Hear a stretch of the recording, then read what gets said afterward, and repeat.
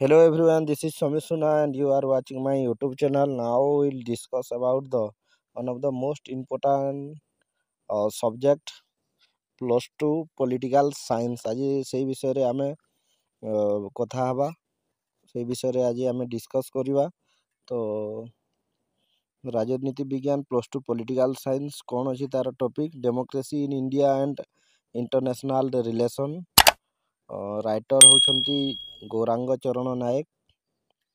तो देखिबा यार सिलेबस कौन अच्छी एवं देखिबा आमे प्रथम सिलेबस रे अच्छी कौन गणतंत्र विषय रे दिया है प्रथम यूनिट रे एवं द्वितीय प्रथम यूनिट रो द्वितीय भाग रे अच्छी भारत तरी दलीय व्यवस्था कौन ता दिया जाइछि। देखिबा आमे गणतंत्र भारत रे दलीय व्यवस्था एटा होची प्रथम यूनिट। सेकेंड यूनिट रे अच्छी कौन भारत रे राष्ट्र संघवाद अच्छी एवं भारत रे स्थानीय शासन अच्छी 2 नंबर यूनिट रे दिया है सेटा।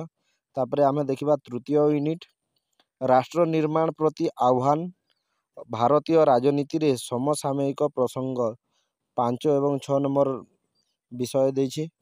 तापरे देखिबा चतुर्थ यूनिट रे कौन अच्छी भारतीय वैदेशिक नीति अंतर्जातीय संगठन एवं पंचम रे अच्छी समसामयिक विश्व रे सुरक्षार परिवर्तनशील परिसर एवं परिवेश और प्राकृतिक संबल। टोटाल 10 टी चैप्टर बा 10 टी पाठ पढ़ा पड़ो।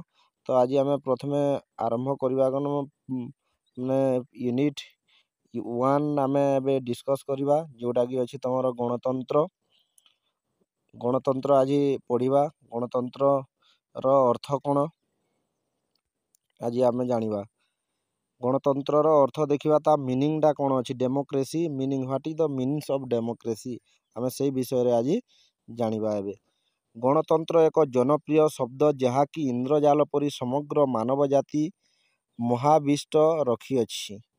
गणतंत्र अर्थर विभिन्नता और ताहार परिसर व्यापक एपरी उणा अधिक विश्व रे प्रत्येक राष्ट्र प्रत्येक मनीष निजकू गणतंत्रवादी बोली प्रत्यक्ष बा परोक्ष भाव दाबी करिथांती। गणतंत्र एमिति एक शब्द जहाँकि इंद्रजाल परी कहबा गले समस्ते जो विश्व रे जेते मनीष अछंती समस्ते कहीं ना कहीं जड़े तामने परोक्ष भाव रे बा प्रत्यक्ष भाव रे कहीं ना कहीं गणतंत्र गोटे पार्ट बोली निजकू मन करिथांती। गणतंत्र होची मुख्य शासन व्यवस्था जहाँ जो लोक माने परिचालित होइथांती एवं लोक मानकर निजस्व अधिकार थाए लोक माने निजस्व अधिकार रे से रही थांती। आश्चर्यर विषय यही कि गणतंत्र मौलिक नीति और आदर्श को विरोध करुथबा शक्ति बा कारक माने मध्य गणतंत्र पुजारी बोली अभिहित करिसंती। जदि कहबा आमे कोनोसी लोक गणतंत्र को विरोध करुथिले मध्य से गणतंत्र जने आदर्शवादी बा जने पुजारी बोली निजको अभिहित करिथांती। काहेना गणतंत्र जदि विरोध कले मध्य से लोक मध्य गणतंत्र शासनर अंतर्भुक्त होइथाय। सांप्रतिक समय रे गणतंत्र एक फैशन और एक उन्मद रे परिणत होइछि। गणतंत्र केवल सरकार एक रूप नुहे यह मध्य जीवनर एक पथ बा दर्शन। जदि आमे कहिबा गणतंत्र बिना कोनोसी अस्तित्व नाही समाज रे बा गणतंत्र सरकार बिना कोनोसी अस्तित्व नाही। तेणु गणतंत्र होउछि यह एक जीवनर पथ एवं दर्शन बोली आमे कहि पारिबा। मनीष सामाजिक प्राकृतिक मध्य गणतंत्र आदर्श अंतर्निहित। ताहले आमे कोन मनीष प्रकृति रे बसवास करूछि किंतु से कोन जने सामाजिक प्राणी हिसाब रे जा से कोन गणतंत्र शासन रे अंतर्भुक्त निजकू करि अछि। ताहले गणतंत्र रो कोन अर्थ कोन तार देखिबा। गणतंत्र कोन गणतंत्र रो इंग्राजी प्रतिशब्द डेमोक्रेसी। जदि आमे कहिबा गणतंत्र बोली कहिबा तार इंग्राजी मीनिंग बा अर्थ होछि डेमोक्रेसी जहाँ डेमोस DEMOS डेमोस ओ क्राटोस KRATOS क्राटोस बा क्रासिया नामक दुईटी ग्रीक शब्द रो सम्मिलनी रे सृष्टि होइछि। जदि आमे डेमोक्रेसी कहिबा बा गणतंत्र कहिबा तार ଗଣତନ୍ତ୍ରର ପ୍ରତିଶବ୍ଦ ହେଉଛି ଇଂଲିଶ ପ୍ରତିଶବ୍ଦ ହେଉଛି ଇଂରାଜୀ ପ୍ରତିଶବ୍ଦ ଡେମୋକ୍ରେସି। ତାର କ'ଣ ଦୁଇଟି ଶବ୍ଦ ପ୍ରତିଶବ୍ଦରୁ ଆସିଅଛି, ଯାହା ହେଉଛି ଡେମୋସ୍ ଏବଂ କ୍ରାଟସ୍ ଆମେ କହିପାରିବା, ଯାହା ଗ୍ରୀକ୍ର ଦୁଇଟି ଶବ୍ଦରୁ ଆସିଅଛି। ଡେମୋସ୍ର ଅର୍ଥ ଲୋକ ବା ପିପୁଲ ଆମେ କହିପାରିବା ଇଂଲିଶରେ, ଓ କ୍ରାଟସ୍ ବା କ୍ରାସିଆର ଅର୍ଥ ହେଉଛି କ୍ଷମତା। ତେଣୁ ଆମେ କହିପାରିବା ଡେମୋକ୍ରେସି ମିନ୍ସ ଲୋକମାନଙ୍କର କ୍ଷମତା ଆମେ କହିପାରିବା। ତେଣୁ ଗଣତନ୍ତ୍ର ହେଉଛି ଏକ ସରକାର ବା ଶାସନ ବ୍ୟବସ୍ଥା ଯେଉଁଥିରେ ଲୋକମାନେ ବା ଜନସାଧାରଣ ସର୍ବୋଚ୍ଚ କ୍ଷମତାର ଅଧିକାରୀ ହୋଇଥାନ୍ତି ବୋଲି ଆମେ କହିପାରିବା। ଯଦି ଗଣତନ୍ତ୍ର ଦେଖିବା, ଏଠାରେ କ'ଣ ସରକାର ଶାସନ ବ୍ୟବସ୍ଥା ଯେଉଁଥିରେ ଲୋକମାନେ ସର୍ବୋଚ୍ଚ ହେଉଛନ୍ତି, ସବୁଥିରେ ସେ ନମ୍ବର 1ରେ ଥାନ୍ତି। ଲୋକମାନେ ହେଉଛନ୍ତି ସବୁଥିରୁ ମୁଖ୍ୟ ଅଧିକାରୀ ବୋଲି ଆମେ କହିପାରିବା। ଶାସନ ବ୍ୟବସ୍ଥା ବା ସରକାର ଜନମତ ଉପରେ ପ୍ରତିଷ୍ଠିତ। ଏହି ଗଣତନ୍ତ୍ର କ'ଣ ଲୋକମାନଙ୍କର ମତ ଉପରେ ପ୍ରତିଷ୍ଠିତ ହୋଇଥାଏ ବା ଲୋକମାନଙ୍କର ମତ ହିଁ ସରକାର ନିହାତି ଭାବରେ ବନେଇଥାଏ। ତାହେଲେ ଆମେ ଏବେ କ'ଣ ବୁଝିଲେ ସେଇ ଜିନିଷ ଯାହାକି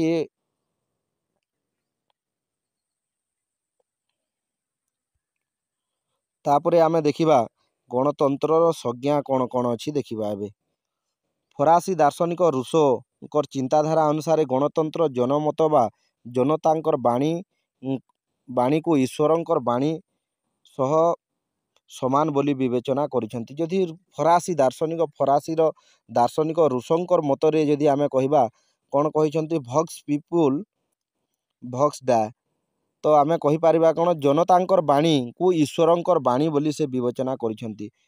ତାଙ୍କର ମତରେ ସେହି ସଂଜ୍ଞା ହେଉଛି କ'ଣ ଜନତାଙ୍କର ବାଣୀ ଈଶ୍ୱରଙ୍କର ବାଣୀ ବୋଲି କହିପାରିବା। ଆଉ ଗୋଟେ ଦେଖିବା ଏବେ ପ୍ରଫେସର ସିଲିଙ୍କର ମତରେ ଗଣତନ୍ତ୍ର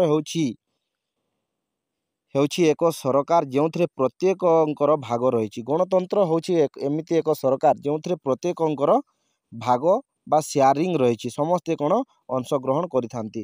ତେଣୁ କହିପାରିବା କ'ଣ democracy is a government in which everyone hedge A share. ସମସ୍ତଙ୍କର ପାଖରେ କିଛି ନା କିଛି ଅଂଶୀଦାର ସମସ୍ତେ ଗଣତନ୍ତ୍ରର ରହିଥାନ୍ତି। ସେଇ ଜିନିଷ ଆମେ ଦେଖିପାରିବା ଗଣତନ୍ତ୍ରରେ। ତାପରେ ଲର୍ଡ ବ୍ରାଇସ୍ କହିଛନ୍ତି, ଲର୍ଡ ବ୍ରାଇସ୍ଙ୍କର ମତରେ କ'ଣ ଗଣତନ୍ତ୍ର ବାସ୍ତବରେ ସମୁଦାୟ ଲୋକଙ୍କର ସେହି ଶାସନରୁ ଅଧିକ କିମ୍ବା କମ୍କୁ ବୁଝାଏ ନାହିଁ ଯାହା ସେମାନେ ମତଦାନ ବଳରେ ନିଜର ସାର୍ବଭୌମତ୍ୱ ଇଚ୍ଛାକୁ ପରିପ୍ରକାଶ ଦ୍ୱାରା ପ୍ରତିଷ୍ଠିତ କରିଛନ୍ତି ବୋଲି କହିଛନ୍ତି। ଲର୍ଡ ବ୍ରାଇସ୍ କହିଛନ୍ତି କ'ଣ ଗଣତନ୍ତ୍ର ସମୁଦାୟ ଲୋକଙ୍କର ସେହି ଶାସନରୁ ଅଧିକ କିମ୍ବା କମ୍କୁ ବୁଝାଏ ନାହିଁ ଯାହା ସେମାନେ ମତଦାନ ବଳରେ ନିଜର ସାର୍ବଭୌମତ୍ୱ ବା ନିଜର ସମସ୍ତ ଇଚ୍ଛାକୁ ପରିପ୍ରକାଶ ଦ୍ୱାରା ପ୍ରତିଷ୍ଠିତ କରିଛନ୍ତି। Democracy really means nothing more or less than the rule of the people expressing their sovereign will by their votes. ସେ ତାଙ୍କର ମତଦାନ ଦ୍ୱାରା କ'ଣ ଲୋକମାନଙ୍କର ପାଖରେ ନିଜର ମତାମତ ସାବ୍ୟସ୍ତ କରିଥାନ୍ତି ବୋଲି ଆମେ କହିପାରିବା। ତାପରେ ଦେଖିବା ନେକ୍ସଟ ପ୍ରଫେସର ଡାଇସିଙ୍କର ଦୃଷ୍ଟିରେ କ'ଣ ଗଣତନ୍ତ୍ର ହେଉଛି ସରକାରର ଏକ ରୂପ ଯେଉଁଥିରେ ଶାସକ ଗୋଷ୍ଠୀ ତୁଳନାତ୍ମକ ଭାବେ ସମୁଦାୟ ଜନସଂଖ୍ୟାର ବହୁଳାଂଶକୁ ନେଇ ଗଠିତ।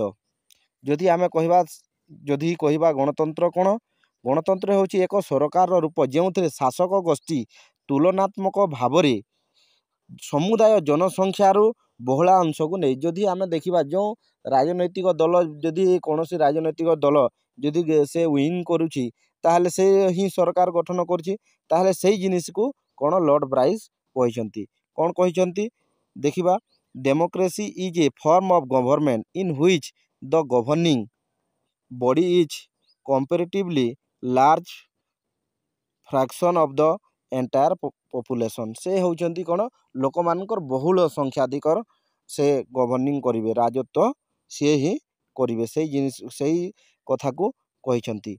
ଗଣତନ୍ତ୍ର ଅତି ସରଳ ଓ ସର୍ବାଧିକ ଜନପ୍ରିୟ ସଂଜ୍ଞା ପ୍ରଦାନ କରିବାକୁ ଯାଇ ଯୁକ୍ତରାଷ୍ଟ୍ର ଆମେରିକାର ଜଣେ ପୂର୍ବତନ ରାଷ୍ଟ୍ରପତି ଆବ୍ରାହମ ଲିଙ୍କନ କହିଥିଲେ, ଗଣତନ୍ତ୍ର ହେଉଛି ଲୋକମାନଙ୍କର। ଗଣତନ୍ତ୍ର କ'ଣ ଲୋକମାନଙ୍କର। ଗଣତନ୍ତ୍ର ଲୋକମାନଙ୍କର ଦ୍ୱାରା ଓ ଲୋକମାନଙ୍କର ପାଇଁ ସରକାର। ଗଣତନ୍ତ୍ର ହେଉଛି ଲୋକମାନଙ୍କର ଏବଂ ଲୋକମାନଙ୍କର ଦ୍ୱାରା ଓ ଲୋକମାନଙ୍କର ପାଇଁ ସରକାର। ତେଣୁ ଆମେ କହିପାରିବା democracy is a government of the people by the people and for the people ବୋଲି ଆମେ କହିପାରିବା। ताहले आमे बुझिला गणतंत्रर संज्ञा कौन, गणतंत्र काहू कुहाଯାଏ से संज्ञा आमे बुझिपारिला।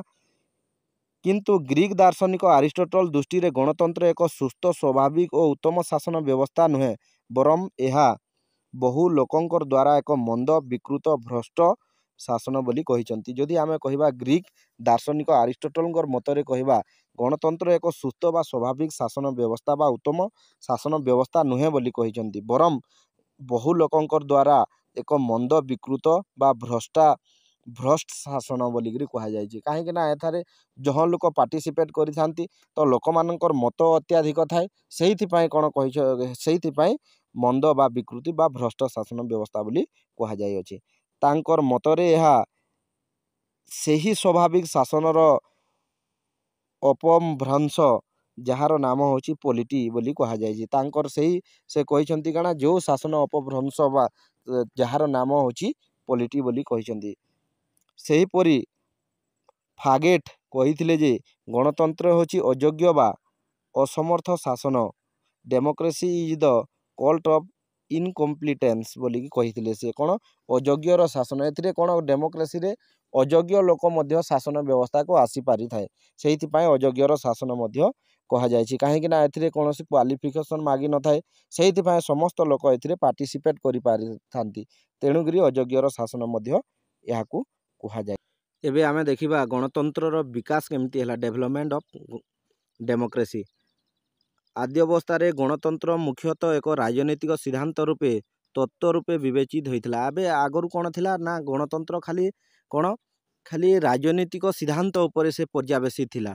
समय क्रमे यह सामाजिक अर्थनैतिक दिगकू परिव्याप्त हैला। समय अनुसार कौन हैला ना सामाजिक अर्थनैतिक नैतिक दिगकू मध्य परिव्याप्ति हैला। ख्रीष्टपूर्व 5म शताब्दी रे सृष्टि होइथिबा गणतंत्र पदटी सप्तदश शताब्दी इंग्लैंड रो गौरवमय विप्लव जोटा आमे कहि परिबा कोन ग्लोरियस रिवोल्यूशन कहि परिबा 1688 एडी समय रे अधिक विकसित होइथिला। ए गणतंत्र शब्दटी कोन गौरवमय विप्लव, जो समय रे इंग्लैंड रे गौरवमय विप्लव होइथिला सेही समय रे अत्याधिक गणतंत्र शब्दर कोन प्रभावित मध्य पड़िथिला एवं विकसित होइथिला। दूर दूर पर्यंत समस्ते जानिथिले एवं ताहार विस्तार मध्य होइथिला दूर दूर पर्यंत। अष्टादश शताब्दी रे अमेरिकार स्वाधीनता घोषणा 1776 रे स्वाधीनता घोषणा करा जाइथिला अमेरिका रो, ओ फरासी राष्ट्र विप्लव 1789 रे गणतंत्र नीति आदर्श भावना को व्यापक भाव रे प्रोत्साहित करिथिला। जेतेबेले कोन गणतंत्र रो अत्याधिक डेवलपमेंट केतेबेले हेइथिला ना गौरवमय बा इंग्लैंड रो गौरवमय विप्लव ठारे आरंभ होइथिला इंग्लैंड रो प्रतिशब्दटी, किंतु अमेरिकार स्वाधीनता घोषणा एवं फरासी राष्ट्र विप्लव एही समय रे गणतंत्र नीति को बा आदर्श को भावना को बहुत प्रकार उत्साहित करिथिला एवं लोक गणतंत्र पाई समस्ते चाहुथिले गणतंत्र शासन प्रतिष्ठा हेउ बोली समस्त राष्ट्र रे।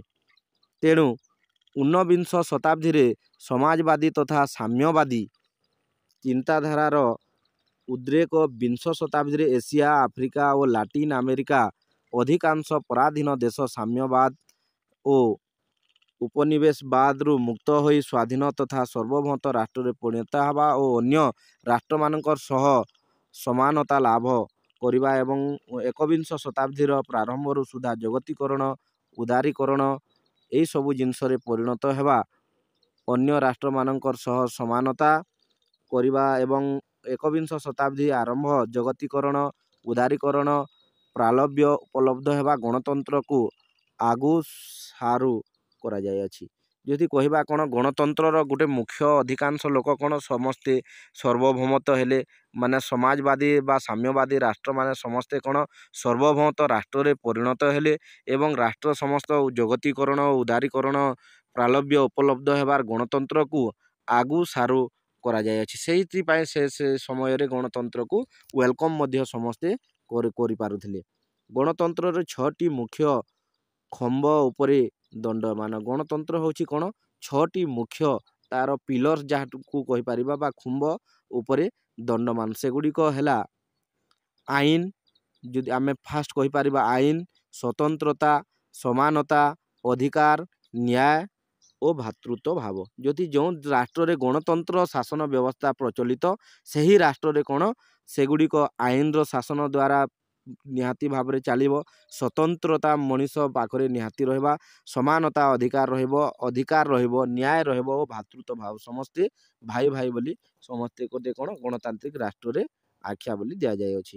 ସାମାଜିକ ଗଣତନ୍ତ୍ର, ଅର୍ଥନୈତିକ ଗଣତନ୍ତ୍ର, ରାଜନୈତିକ ଗଣତନ୍ତ୍ର, ଶିଳ୍ପ ଗଣତନ୍ତ୍ର ଆଦି ହେଉଛନ୍ତି ଗଣତନ୍ତ୍ରର ରୂପୀ ଓ ମୌଳିକ ସତ୍ତା ବିଭିନ୍ନ ପରିପ୍ରକାଶ ମାତ୍ର। ଯଦି କହିବା ଆମେ କ'ଣ ରାଜନୈତିକ ବା ଏଇ ଯେଉଁ ଗଣତନ୍ତ୍ରର ନିହାତି ଭାବରେ ସାମାଜିକ ଗଣତନ୍ତ୍ର, ଅର୍ଥନୈତିକ ଗଣତନ୍ତ୍ର, ରାଜନୈତିକ ଗଣତନ୍ତ୍ର, ଶିଳ୍ପ ଆଦି ହେଉଛନ୍ତି ରୂପ ବା ମୌଳିକ। ପ୍ରଥମେ ୟାକୁ କ'ଣ ଗୁରୁତ୍ୱ ପ୍ରଦାନ କରାଯିବା ବୋଲିକିରି ଗଣତନ୍ତ୍ର କ'ଣ ସେ ଆଖ୍ୟା ଦିଆଯାଇଛି ବା ଡେଭଲପମେଣ୍ଟ ବା ବିକାଶିତ ହେଇଛି ସେହି ନାମରେ। ତେଣୁ ଗ୍ରୀକ୍ ମାନଙ୍କର ନଗର ରାଷ୍ଟ୍ର ବା ସିଟି ଷ୍ଟେଟ୍ ବ୍ୟବସ୍ଥା ବାସ୍ତବରେ ଗଣତନ୍ତ୍ରର କାର୍ଯ୍ୟ ରୂପେ ଥିଲା। ଯଦି ଆମେ କହିବା ଏଇ ଗଣତନ୍ତ୍ର ଶବ୍ଦଟି କେଉଁ ଜାଗାରୁ ଆରମ୍ଭ ହୋଇଛି ନା ସିଟି ଷ୍ଟେଟ୍ ବା ନଗର ରାଜ୍ୟ ବା ରାଷ୍ଟ୍ର ବୋଲି ଆମେ କହିପାରିବା। ରୋମିଓ ମାନେ ସମାନ ଓ ସର୍ବୋଚ୍ଚ ଆଇନର ଅଧୀନ ଥିଲେ। ସେହି ସମୟରେ କ'ଣ ରୋମିଓ ମାନେ ବା ଏଇ ଯେଉଁ ସିଟି ଷ୍ଟେଟ୍ରେ ଯେଉଁ ଲୋକମାନେ ବସବାସ କରୁଥିଲେ ସମାନ ଓ ସର୍ବୋଚ୍ଚ ଆଇନର ଅଧୀନରେ ଥିଲେ। ଊନବିଂଶ ଶତାବ୍ଦୀ ପର୍ଯ୍ୟନ୍ତ ଗଣତନ୍ତ୍ରର ଶାସ୍ତ୍ରୀୟ ବା ଉଦାରବାଦୀ ତତ୍ତ୍ୱ ବା କ୍ଲାସିକାଲ ଥିଓରି ବଳବତ୍ତର ଥିଲା। ସେହି ସମୟରେ କ'ଣ ଉଦାରବାଦୀ ତତ୍ତ୍ୱ ମଧ୍ୟ ଥିଲା। ଏହି ତତ୍ତ୍ୱ ପ୍ରତିନିଧିମୂଳକ ସରକାର, ସାମୟିକ ନିର୍ବାଚନ, ସାର୍ବଜନୀନ ମତଦାନ, ୟୁନିଭର୍ସିଆଲ ସେଫଗାର୍ଡ, ରାଜନୈତିକ ପ୍ରକ୍ରିୟାରେ ଜନସାଧାରଣଙ୍କର ସକ୍ରିୟ ଅଂଶଗ୍ରହଣ, ମୌଳିକ ଅଧିକାର, ଆଇନର ଶାସନ, ରୁଲ୍ ଅଫ୍ ଲ, ସ୍ୱାଧୀନତା, ନ୍ୟାୟପାଳିକା ଆଦିରେ ବିଶ୍ୱାସ କରେ। ସେହି ସମୟରେ ସେହି ଯେଉଁ ସିଟି ଷ୍ଟେଟ୍ରେ ଅତ୍ୟଧିକ ଡେଭଲପ୍ ଏବଂ ସେହି ସମୟରେ କ'ଣ ଲୋକମାନେ ଏଇ ପ୍ରକାରର ସମସ୍ତ ପ୍ରକାର ଉପଭୋଗ କରୁଥିଲେ, ସମସ୍ତ ପ୍ରକାର ଏଇ ବେନିଫିଟକୁ ସମସ୍ତେ ଉପଭୋଗ କରୁଥିଲେ। କେଉଁ ସମସାମୟିକ ନିର୍ବାଚନ, ସମସ୍ତେ କ'ଣ ନିର୍ବାଚନ ଭୋଟ ଦେଇପାରୁଥିଲେ, ସାର୍ବଜନୀନ ମତଦାନ ସମସ୍ତେ ସେହି ପ୍ରକାର ମତଦାନ ଦେଇପାରୁଥିଲେ, ରାଜନୈତିକ ପ୍ରକ୍ରିୟାରେ ଜନସାଧାରଣ ସକ୍ରିୟ ଅଂଶଗ୍ରହଣ ସମସ୍ତେ ଅଂଶଗ୍ରହଣ କରୁଥିଲେ, ତାଙ୍କର ମଧ୍ୟ ମୌଳିକ ଅଧିକାର ଥିଲା, ଆଇନର ଶାସନ ମଧ୍ୟ ତାଙ୍କର ପାଖରେ ଥିଲା, ସ୍ୱାଧୀନତା, ନ୍ୟାୟପାଳିକା ତାଙ୍କର ପାଖରେ କ'ଣ ନ୍ୟାୟପାଳିକା ଜୁଡ଼ିସିଆଲି ସିଷ୍ଟମ ସ୍ୱାଧୀନତା ହିସାବରେ ଥିଲା। ସେହି ସମୟରେ ସେହି ହିସାବ କରୁଥିଲେ। ସେ ତେଣୁକରି କୁହାଯାଇଅଛି କ'ଣ କୁହାଯାଇଅଛି Hobbes, Locke, Rousseau, Bentham, J S. Mill, T H. Green ଆଦି ଏହି ତତ୍ତ୍ୱର ପ୍ରବକ୍ତା ବୋଲିକିରି କୁହାଯାଇଅଛି। ଏଇ ଯେଉଁ ଗଣତନ୍ତ୍ର ବା ଏଇ ଯେଉଁ ରାଜନୈତିକ ତନ୍ତ୍ରର ପ୍ରବକ୍ତା କିଏ? Hobbes, Locke, Rousseau, Bentham, J S. Mill, T H. Green ଏହି ତତ୍ତ୍ୱର ପ୍ରବକ୍ତା ବୋଲିକିରି ନିହାତି ଭାବେ ତାଙ୍କୁ ଆଖ୍ୟା ମଧ୍ୟ ଦିଆଯାଉଛି। ବିଂଶ ଶତାବ୍ଦୀରେ ପୋରୋଟୋମକ୍ସ, ମାଇକେଲ୍ସ, ବର୍ନହୋମ୍ ଆଦି ପ୍ରବକ୍ତାମାନେ ଗଣତନ୍ତ୍ରର ସମ୍ଭ୍ରାନ୍ତବାଦୀ ତତ୍ତ୍ୱ ପ୍ରଚଳନ କରିଥିଲେ। ଏହି ସମସ୍ତ ଦାର୍ଶନିକମାନେ କ'ଣ ସମ୍ଭ୍ରାନ୍ତବାଦୀ ତତ୍ତ୍ୱ ମଧ୍ୟ ସେହି ସମୟରେ ପ୍ରଚଳନ କରିଥିଲେ। ଏହି ତତ୍ତ୍ୱ ଅନୁସାରେ ଗଣତନ୍ତ୍ର ଶାସନ କ୍ଷମତା ଜନସାଧାରଣଙ୍କର ହାତରେ ନ ରହି ଏକ କ୍ଷୁଦ୍ର ସଂଖ୍ୟାଲଘୁ ଗୋଷ୍ଠୀ ହାତରେ ରହେ। ଯଦି ଆମେ କହିବା କ'ଣ ଗଣତନ୍ତ୍ର ସମ୍ପୂର୍ଣ୍ଣ ଭାବରେ କ'ଣ ଗୋଟେ ଲୋକଙ୍କର ହାତରେ କ୍ଷମତା ନ ରହେ, କିଛି କୌଣସି ଗୋଷ୍ଠୀ ତାଙ୍କର ସଂଖ୍ୟାଲଘୁ ଗୋଷ୍ଠୀ ତାଙ୍କର ହାତରେ ଏହି କ୍ଷମତାଟା ନ୍ୟସ୍ତ ଥିଲା। ଜନସାଧାରଣ କେବଳ ସେହି ଗୋଷ୍ଠୀର ପରିବର୍ତ୍ତନ କରି ଅନ୍ୟ ଗୋଷ୍ଠୀକୁ କ୍ଷମତାସୀନ କରାଇ ପାରନ୍ତି। ଯଦି କହିବା କ'ଣ ସେହି ସମୟରେ ଜନସାଧାରଣ କେବଳ ସେହି ଗୋଟାଏ ଗୋଷ୍ଠୀକୁ ନ କରି ଅନ୍ୟ ଗୋଷ୍ଠୀକୁ ମଧ୍ୟ ସେ କ'ଣ କ୍ଷମତାସୀନ କରିପାରିଥାନ୍ତି, କିନ୍ତୁ ବାସ୍ତବ କ୍ଷମତା ଆରୋହଣ କରିପାରନ୍ତି ନାହିଁ। ବାସ୍ତବରେ ଦେଖି କହିବା ଯଦି ରିଏଲ କ୍ଷମତାଟା ତାଙ୍କ ପାଖରେ ନଥିଲା। ପରବର୍ତ୍ତୀ ସମୟରେ ରବର୍ଟ ଡହଲ, ସାର୍ଟୋରି, ଏକଷ୍ଟେଇନ, ବାରେଲନ୍ସ ଆଦି ଗଣତନ୍ତ୍ରର ବହୁଳବାଦୀ ତତ୍ତ୍ୱ ପ୍ରଚଳନ କରିଥିଲେ। ଏହି ତତ୍ତ୍ୱ ଅନୁସାରେ ରାଷ୍ଟ୍ରର ସମସ୍ତ ସାର୍ବଭୌମ କ୍ଷମତା ବଳରେ ସରକାରଙ୍କ ନିକଟରେ ଠୁଳ ନ ହୋଇ ଅନ୍ୟାନ୍ୟ ସଂଖ୍ୟାଲଘୁ ମାଧ୍ୟମରେ ବି ଆବଣ୍ଟିତ ହେବା ଆବଶ୍ୟକ ବୋଲି ସେମାନେ ନିଜେ କହିଥିଲେ।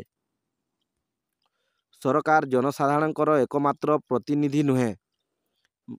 କାର୍ଲ ମାର୍କ୍ସ ଓ ଫ୍ରେଡରିକ୍ ଏଞ୍ଜେଲ୍ସ ଚିନ୍ତାଧାରାକୁ ଆଧାର କରି ଗଢ଼ି ଉଠିଥିବା ଗଣତନ୍ତ୍ର ମାର୍କ୍ସବାଦୀ ତତ୍ତ୍ୱ ମାର୍କ୍ସିଆନ୍ ଥିଓରି ଅଫ୍ ଡେମୋକ୍ରେସି ଏକ ଗଣତନ୍ତ୍ର ରାଷ୍ଟ୍ର ପରିବର୍ତ୍ତେ ଏକ ଗଣତାନ୍ତ୍ରିକ ସମାଜ ଗଠନ ନିମନ୍ତେ ଅଧିକ ଆଗ୍ରହୀ ଥିଲେ। ଯଦି ଆମେ କହିବା ମାର୍କ୍ସିଷ୍ଟ ଥିଓରି ବା ମାର୍କ୍ସ ଏବଂ ଫ୍ରେଡରିକ୍ ଏଞ୍ଜେଲ୍ସଙ୍କ ଚିନ୍ତାଧାରା ଅନୁସାରେ ଗଣତନ୍ତ୍ର ମାର୍କ୍ସବାଦୀ ତାଙ୍କର ଚିନ୍ତାଧାରା ପରିବର୍ତ୍ତେ ଚଲୁଥିଲା। ତ ସେହି ସମୟରେ କ'ଣ ସେମାନେ ଗଣତନ୍ତ୍ର ଶାସନ ବ୍ୟବସ୍ଥା ନ ହୋଇ ଗଣତନ୍ତ୍ର ସାମାଜିକ ବ୍ୟବସ୍ଥା ମଧ୍ୟ ହଉ ବୋଲି ସେମାନେ ନିହାତି ଭାବରେ ଆଗ୍ରହୀ କରିଥିଲେ। ସମାଜରୁ ଅର୍ଥନୈତିକ ଶୋଷଣ ଓ ଅସମାନତା ଦୂର କରି ଏକ ଶ୍ରେଣୀବିହୀନ ସମାଜ ଗଠନ କରିବାର ଲକ୍ଷ୍ୟ ରଖିଥିଲେ। ସେହି ସମୟରେ ସମାଜରୁ ଗୋଟେ ଅର୍ଥନୈତିକ ଶୋଷଣ ଓ ଅସମାନତା, ଯେଉଁ ସମାଜରେ ଅସମାନତା ରହିଛି ତାକୁ ଦୂରୀକରଣ କରି ଏକ ଶ୍ରେଣୀବିହୀନ ସମାଜ, ଗୋଟାଏ ଶ୍ରେଣୀରେ ରହିକି ସେହି ସମାଜ ଗଠନ କରିବାର ଲକ୍ଷ୍ୟ କରିଥିଲେ। ମାର୍କ୍ସ ଓ ଏଞ୍ଜେଲ୍ସଙ୍କ ବ୍ୟତୀତ ଏହି ତତ୍ତ୍ୱ ଅନ୍ୟ ସମର୍ଥକ ମାନଙ୍କର ମଧ୍ୟରେ ରହିଛନ୍ତି Vladimir Lenin, Joseph Stalin, Mao Tse-tung ଇତ୍ୟାଦି। ଏହି ସମସ୍ତେ ମଧ୍ୟ ଏହି ଚିନ୍ତାଧାରାକୁ ସେମାନେ ସପୋର୍ଟ ମଧ୍ୟ କରିଥିଲେ। ଏବେ ଆମେ ଦେଖିବା, ଆମେ ଯେଉଁ ଉପରେ ଡିସ୍କସ୍ କଲା କ'ଣ ସେଇ ଜିନିଷକୁ ଆଉଥରେ ରିମେମ୍ବର ବା ମନେ ପକାଇବା। ଏବେ ଗଣତନ୍ତ୍ର ଦୁଇଟି ଗ୍ରୀକ୍ ଶବ୍ଦ ଡେମୋସ୍ ଓ କ୍ରାଟୋସ୍ ବା କ୍ରାସିଆରୁ ଆସିଅଛି। ଗଣତନ୍ତ୍ର ହେଉଛି ସରକାରର ଏକ ରୂପ ଓ ଜୀବନ ଏକ ପଥ ବା ଦର୍ଶନ ବୋଲି କୁହାଯାଇପାରିବ। ସରକାରଙ୍କର ଗୋଟାଏ ଜୀବନର ଏକ ପଥ ବା ତାଙ୍କର ଦର୍ଶନ ବୋଲି ଆମେ ଅଭିହିତ କରିପାରିବା ବା କହିପାରିବା। ରାଜନୈତିକ ସିଦ୍ଧାନ୍ତ ବା ତତ୍ତ୍ୱ ହିସାବରେ ଗଣତନ୍ତ୍ର ହେଉଛି ଏକ ସରକାର ବା ଶାସନ ବ୍ୟବସ୍ଥା ଯେଉଁଥିରେ ଲୋକମାନେ ବା ଜନସାଧାରଣ ହେଉଛନ୍ତି ସର୍ବୋଚ୍ଚ କ୍ଷମତା। ଗଣତନ୍ତ୍ରରେ କେଉଁମାନେ ସର୍ବୋଚ୍ଚ କ୍ଷମତାରେ ରହିଥାନ୍ତି ନା ଜନସାଧାରଣ ମାନେ ସମସ୍ତେ ନିହାତି ଭାବରେ ସର୍ବୋଚ୍ଚ କ୍ଷମତାରେ ଜନସାଧାରଣ ମାନେ ରହିଥାନ୍ତି। ଖ୍ରୀଷ୍ଟପୂର୍ବ 5ମ ଶତାବ୍ଦୀରେ ଗଣତନ୍ତ୍ର ପଦଟି ସୃଷ୍ଟି ହୋଇଥିଲା। ଗଣତନ୍ତ୍ର ପଦଟି କେବେ ସୃଷ୍ଟି ହୋଇଥିଲା? ନାଇଁ, ଗଣତନ୍ତ୍ର ଶବ୍ଦଟି 5ମ ଶତାବ୍ଦୀରେ ଗଣତନ୍ତ୍ର ପଦଟି ସୃଷ୍ଟି ହୋଇଥିଲା ବୋଲି ଆମେ କହିପାରିବା।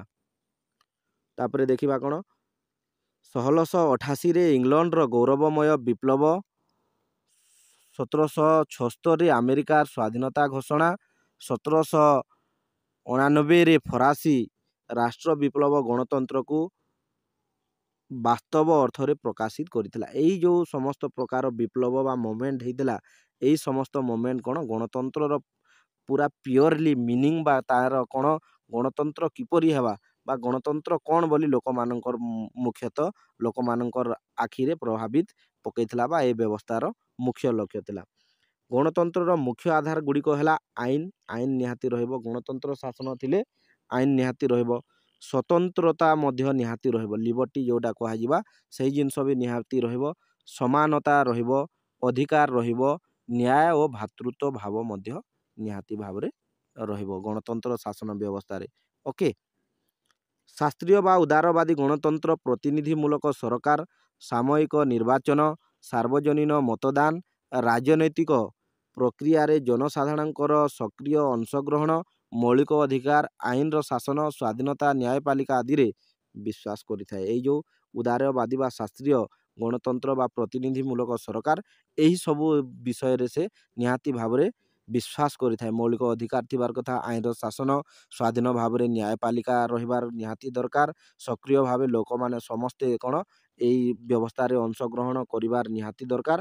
ସେହି ସବୁ ବ୍ୟବସ୍ଥାରେ ଏଇ ଗଣତନ୍ତ୍ର ବିଶ୍ୱାସ କରିଥାଏ। ମାର୍କ୍ସବାଦୀ ମାନେ ଏକ ଗଣତାନ୍ତ୍ରିକ ରାଷ୍ଟ୍ର ପରିବର୍ତ୍ତେ ଏକ ଗଣତାନ୍ତ୍ରିକ ସମାଜରେ ବିଶ୍ୱାସ କରନ୍ତି। ଯଦି ମାର୍କ୍ସବାଦୀ କହିବେ ଯଦି ଆମେ ଗଣତନ୍ତ୍ର ରାଷ୍ଟ୍ର ନ ହେବା ଦରକାର, କିନ୍ତୁ ଗଣତାନ୍ତ୍ରିକ ସମାଜ ନିହାତି ଭାବରେ ହେବାର କଥା, ଯେଉଁଥିରେ ସମସ୍ତେ ଶ୍ରେଣୀବିହୀନ ସମାଜ ଗଠନ ହୋଇ ସମସ୍ତ ମଣିଷ ସମସ୍ତେ ସମସ୍ତଙ୍କର ସହିତ ମିଳିମିଶି ରହିବା ଏବଂ ସମାଜରେ ଯେଉଁ ଉଚ୍ଚ ନିଚ ଅଛି ସେଇ ଜିନିଷକୁ ଆମେ ମାନିବା ନାହିଁ ବୋଲି ସେହି ମାର୍କ୍ସବାଦୀ ମାନେ ମତ ପୋଷଣ କରିଥିଲେ। ଫରାସୀ ଦାର୍ଶନିକ ରୁଷୋଙ୍କର ମତରେ ଜନତାଙ୍କର ବାଣୀ ହେଉଛି ଈଶ୍ୱରଙ୍କର ବାଣୀ ବୋଲିକରି କୁହାଯାଏ। ଗଣତନ୍ତ୍ରରେ ଜନତା ଯାହା ଡିମାଣ୍ଡ କରିବେ ସରକାର ତାକୁ ସେଇ ଜିନିଷ ଫୁଲଫିଲ୍ କରିବେ। ସେଇଥିପାଇଁ କହିଛନ୍ତି ଜନତାଙ୍କର ବାଣୀ ହେଉଛି ଈଶ୍ୱରଙ୍କର ବାଣୀ ବୋଲି ସେ ଆଖ୍ୟା ଦେଇଛନ୍ତି ବା ମନୋନୀତ କରିଛନ୍ତି। ଗ୍ରୀକ୍ ଦାର୍ଶନିକ ଆରିଷ୍ଟଟଲଙ୍କ ଦୃଷ୍ଟିରେ ଗଣତନ୍ତ୍ର ଏକ ସୁସ୍ଥ ସ୍ୱାଭାବିକ ଓ ଉତ୍ତମ ଶାସନ ବ୍ୟବସ୍ଥା ନୁହେଁ ବୋଲି କହିଛନ୍ତି। ଯଦି କହିବା ଆମେ କ'ଣ, ଯଦି ଦେଖିବା ଗ୍ରୀକ୍ର ଦାର୍ଶନିକ ଆରିଷ୍ଟଟଲଙ୍କ ଦୃଷ୍ଟିରେ କ'ଣ, ଗଣତନ୍ତ୍ର ଏକ ସୁସ୍ଥ ବା ଠିକ୍ ଶାସନ ବ୍ୟବସ୍ଥା ନୁହେଁ, ସ୍ୱାଭାବିକ ବା ଉତ୍ତମ ଶାସନ ବ୍ୟବସ୍ଥା ନୁହେଁ ବୋଲିକିରି ସିଏ କହିଛନ୍ତି। କାହିଁକିନା ଏଠାରେ ଯେଉଁ ବହୁତ ଲୋକ ଅଂଶଗ୍ରହଣ କରିଛନ୍ତି ଏଥିରେ କୌଣସି ପ୍ରକାର କ'ଣ କ୍ୱାଲିଫିକେସନ୍ ଦେଖାଯାଏ ନାହିଁ। ସେଇଥିପାଇଁ ଗଣତନ୍ତ୍ରକୁ ଏକ ଏଇ ଆଖ୍ୟା ଦେଇଛନ୍ତି ଆରିଷ୍ଟଟଲ ନିହାତି ଭାବରେ ଆମେ କହିପାରିବା। ନେକ୍ସଟ କ୍ଲାସ୍ରେ ଆମେ କ'ଣ କରିବା, ଟାଇପ୍ ଅଫ୍ ଡେମୋକ୍ରେସି ଆମେ ପଢ଼ିବା।